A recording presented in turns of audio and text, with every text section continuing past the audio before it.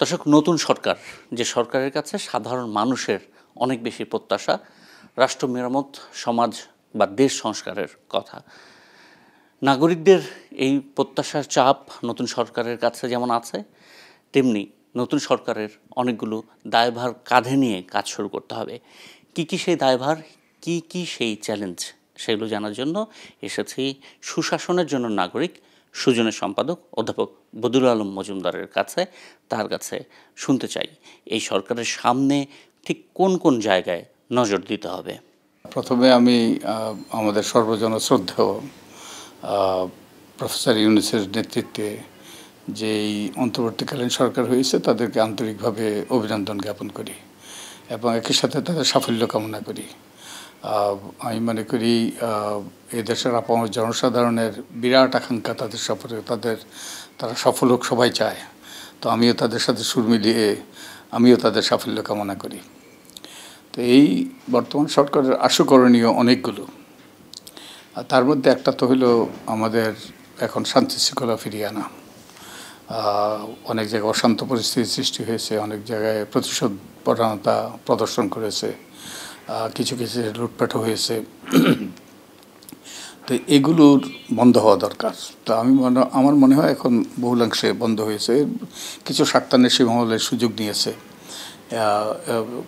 এর কারণ হলো একটা সরকার ছিল না, সরকারের অনুপস্থিতিতে একটা সরকার গড়তে হয়েছে। তো এই তাদের অন্যতম প্রধান কাজ, গুরুত্বপূর্ণ কাজ হলো এই শান্তি শৃঙ্খলা ফিরিয়ে আনা।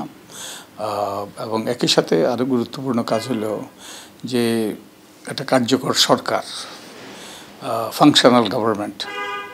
আমাদের যে এক ব্যক্তির যেহেতু শাসন ছিল, এক ব্যক্তির প্রস্থানের ফলে সব কিছু ভেঙে পড়েছে। বিশেষত আমাদের আইনশৃঙ্খলা রক্ষাকারী বাহিনী, এ তো রাষ্ট্রীয় বাহিনী ছিল না, এটা ছিল দলীয় বাহিনী। তো এই দলীয় বাহিনী পুরোপুরি ভেঙে পড়েছে। এখন এটাকে একটা কার্যকর অবস্থায় আনতে হবে, কারণ একটা রাষ্ট্রীয় বাহিনীর প্রয়োজন আইনশৃঙ্খলা রক্ষা করতে হলে। এর সাথে প্রশাসন চরম দলীয়, দুর্নীতিগ্রস্ত এবং এই যে জনস্বার্থ বিরোধী একটা প্রশাসন গড়ে উঠেছে, যারা মূলত তারা নিজেদের স্বার্থ এবং একই সাথে তাদের যে যারা ক্ষমতায় ছিল তাদের স্বার্থ, সরকার আর দল একত্রিত হয়ে একাকার হয়ে গিয়েছিল। তো এখন এটাকে জনমুখী কার্যকর প্রশাসন তৈরি করা। আর একই সাথে আমাদের কতগুলো প্রতিষ্ঠান পুরোপুরি ভেঙে পড়েছে। আমাদের আদালত থেকে শুরু করে আমাদের নির্বাচন কমিশন এবং অন্যান্য সবগুলো প্রতিষ্ঠানই চরম দলীয় ব্যক্তিদেরকে সেখানে নিয়োগ দেওয়া হয়েছে। এবং চরম দলীয় ব্যক্তিরা তারা অনেক ক্ষেত্রে যোগ্য নন এবং সবচেয়ে বড় কথা, বহু ক্ষেত্রে তারা দুর্নীতিগ্রস্ত। তো এখন এই সকল ব্যক্তিকে একটা নিয়মতান্ত্রিক পদ্ধতিতে কোনো অনিয়ম যেন না হয়, অন্যায় যেন না হয়, এগুলোকে একটা কার্যকর অবস্থানে নিয়ে আসা। এবং সবচেয়ে গুরুত্বপূর্ণ হলো নির্বাচন কমিশনকে পুনর্গঠন করা, নির্বাচন কমিশনকে সঠিক ব্যক্তিদেরকে নিয়োগ দেওয়া। এবং এই যে আইনটা করা হয়েছে, এই আইনটা তো আইন নয়, আগের প্রজ্ঞাপনটাই মূলত আইন হিসাবে তারা চালিয়ে দিয়েছে। তো এই প্রতিষ্ঠাকে কার্যকর করা, কারণ আমাদের তো ভবিষ্যতে নির্বাচন হতে হবে। তো নির্বাচন কমিশন সবচেয়ে গুরুত্বপূর্ণ প্রতিষ্ঠান। তো আমাদের যে প্রশাসনকে ঠিক করার পাশাপাশি আমাদের কতগুলো প্রতিষ্ঠান, বিশেষত নির্বাচন কমিশনকে আমাদের শক্ত ভিত্তির উপর দাঁড় করানো। আর এর পাশাপাশি আমাদের আরও ইমিডিয়েটলি আরেকটা কাজ করা দরকার। যারা প্রাণ দিয়েছে তাদের তালিকা করা দরকার। যারা আহত হয়েছে, নিহতদের তালিকা করা দরকার। এবং তাদেরকে, যারা আহত হয়েছে তাদের চিকিৎসার ব্যবস্থা করা দরকার। যারা নিহত হয়েছে তাদের পরিবারকে ক্ষতিপূরণ দেওয়া জরুরি। এবং তাদেরকে যেন আমরা ভুলে না যাই, কারণ তাদের আত্মত্যাগের ফলেই এই বিরাট পরিবর্তন হয়েছে। তো একই সাথে যে আমি অর্থনীতির অবস্থার কথা বলেছি বোধহয়, যে আমাদের অর্থনীতি একটা ভঙ্গুর অবস্থায়, আমাদের ডলার সংকট, আমাদের রিজার্ভ ক্রাইসিস, দ্রব্যমূল্যের ঊর্ধ্বগতি। তো এদিকে মনোনিবেশ করতে হবে। এই কাজটা সহজ নয়। তারা একটা যে যে জনদাবির ভিত্তিতে পট পরিবর্তন হয়েছে সেটা হলো রাষ্ট্র মেরামত।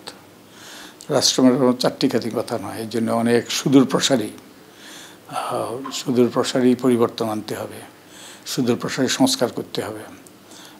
একই সাথে রাজনৈতিক দলগুলোর মধ্যে একটা ঐক্যমত্য সৃষ্টি হতে হবে। তো এটা হলো সবচেয়ে দুরূহ কাজ। আমার আকাঙ্ক্ষা হবে যে তারা রাষ্ট্র সংস্কারের কতগুলো গুরুত্বপূর্ণ পরিবর্তনের ব্যাপারে, যেমন নির্বাচনকালীন সরকার, বিশেষত নির্বাচনকালীন সরকারের ব্যাপারে তারা এইসব ব্যাপারে একটা ঐক্যমত্য হয়ে রাজনৈতিক দলের সাথে একটা চুক্তিবদ্ধ হওয়া। এটা যারা এরপরে যে নির্বাচন হবে, নির্বাচনের মাধ্যমে যারা ক্ষমতায় আসবে তারা যেন এই চুক্তিটা বাস্তবায়ন করে। বস্তুত আমি যেটা বলার চেষ্টা করছি, একটা রাষ্ট্র মেরামতের জন্য একটা এই যে পলিটিক্যাল সেটেলমেন্ট, রাজনৈতিক সমঝোতা, এটা পৌঁছানো জরুরি। যদিও আমাদের অতীতের রাজনৈতিক সমঝোতা এই যে আমরা আমাদের রাজনীতিটা মেনে চলে নাই, যেমন 3 জোটের রূপরেখা একটা তার উজ্জ্বলতম দৃষ্টান্ত। তো এটা তাদের জন্য বড় চ্যালেঞ্জ, রাষ্ট্র মেরামত।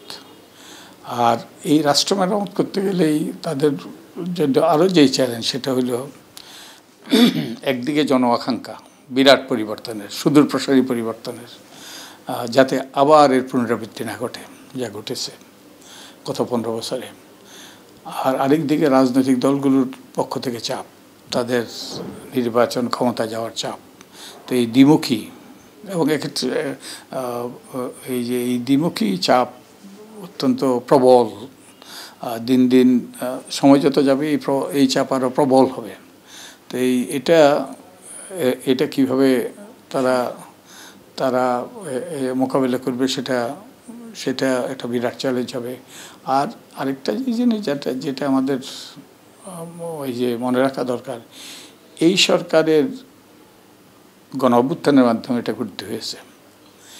এদের কোনো দায়বদ্ধতা নাই। নির্বাচিত হলে দায়বদ্ধতার একটা কাঠামো থাকা, দায়বদ্ধতা, তো তাদেরকে দায়বদ্ধ হওয়া, তাদেরকে দায়বদ্ধ করা, যাতে তারা জনকল্যাণে তারা যাতে আমাদের অতীতে যেমন দেখেছি তারা যাতে বিপদগামী না হয়, তারা যাতে কোনো রকম যেটা আমাদের ঐতিহ্য অতীতে ঘটেছে, তারা যেন কোনো রকম স্বার্থান্বেষী স্বার্থ এই যে চরিতার্থ করার জন্য নেতিবাচক কাজে কোনো সম্পৃক্ত না হয়। তো তাদের দায়বদ্ধতা নিশ্চিত করা জরুরি।